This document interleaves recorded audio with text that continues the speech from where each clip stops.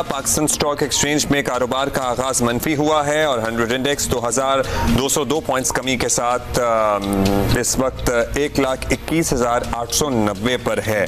साथ ही oil prices में भी इंक्रीज हुआ है। सारी सूरत हाल पर बात करेंगे। हमारे साथ मौजूद हैं माशी तज्जियाकार मोहम्मद सुहेल साहब। सुहेल साहब, बताइएगा क्या असर आप पड़ता हुआ देख रहे हैं? अभी ये वक्ती है जो मंदी है, स्टेबिलिटी की तरफ जाएगी मार्केट, या अभी इसका कुछ दूररस नताइज भी हो सकते हैं?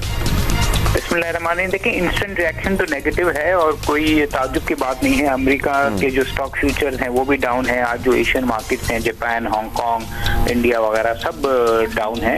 तो ये इंस्टेंट रिएक्शन है। अब आगे स्टेबिलिटी आती है, इस पे देखना पड़ेगा कि पाकिस्तान का क्या रिएक्शन होता है और क्या ये जंग है ये लंबी चलती है या ख़त्म हो जाती है। मगर पाकिस्तान के लिए कॉज ऑफ कंसर्न है, क्योंकि पिछले 2-3 साल से जो स्टेबिलिटी नजर आई थी उसमें इंटरनेशनल ऑयल प्राइस ने काफी रोल प्ले किया था। और आज आपको पता है जब से ये अटैक हुआ है ऑयल प्राइस 10-12% बढ़ गई हैं, कोई $6-7, जिसका पाकिस्तान के एक्सटर्नल अकाउंट पे नेगेटिव असर पड़ेगा। मैं आपको यही पूछने वाली थी कि आने वाले दिनों में भी आप किस तरह से देख रहे हैं? क्या ये खास तौर पर तेल की कीमतों को इम्पैक्ट करेगा और इससे दुनिया के ऊपर फिर क्या असर होगा?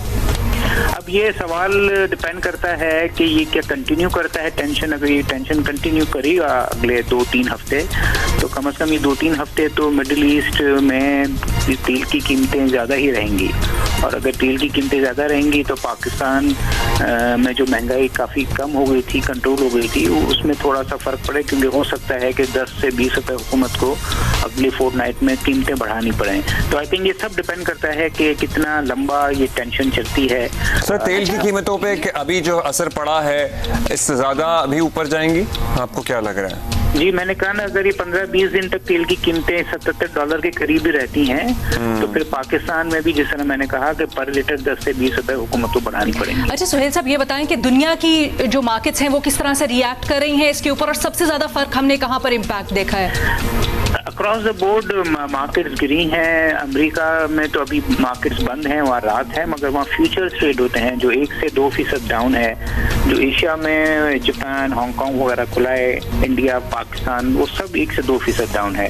तो जो मैंने कहा ना कि इंस्टेंट रिएक्शन तो नेगेटिव है, मगर हम कह नहीं सकते। जिस तरह पाक भारत जंग भी जो थी वो वीकेंड पे शुरू हुई, वीकेंड पर ही ख़त्म हो गई और उसके बाद मार्केट्स पॉजिटिव हो गई। तो अगर कोई सालसी की कोशिश की जाती है या कोई टेंशन खत्म करने की बात की जाती है तो फिर शायद मार्केट हो सकता है कि रिकवर भी हो जाए। बहुत शुक्रिया आपका, थैंक यू। मोहम्मद सुहेल साहब हमारे साथ मौजूद थे। उन्होंने कहा कि अगर ये मामला चला और तवील चला तो फिर जाहिर है कि तेल की कीमतों पे हमारे यहाँ भी असर पड़ेगा। हुकूमत को कीमत बढ़ानी पड़ सकती है क्योंकि तेल की कीमतें ऑलरेडी बढ़ना शुरू हो गई हैं। स्टॉक मार्केट में मनफी आगाज हुआ है अक्रॉस द वर्ल्ड, मतलब अमेरिका, हांगकांग, इंडिया, सब जगह से यही इत्तलात आ रही हैं एग्जैक्टली। और जो मार्केट्स खुल गई हैं वहां पर मनफी असर देखा जा रहा है। और ये बड़ी अहम बात की सुहेल साहब ने कि अब ये तनाज़ा आगे क्या सूरत इख्तियार करता है, कितना चलता है, क्योंकि आज जुमे का दिन है, वीकेंड है, मार्केट्स ठीक है आज जुमे को तो खुलेंगी, लेकिन उसके बाद एक दरमियान में ब्रेक आएगा। क्या कोई सेटलमेंट होती है इस तनाज़े में? क्या दूसरे जो शराकतदार हैं दुनिया के वो दरमियान में कोई सिफारती कोशिशें करते हैं, बराह रास्त इन्वॉल्व होते हैं? किस तरह से इसकी शक्ल निकलती है, देखना बड़ा अहम होगा।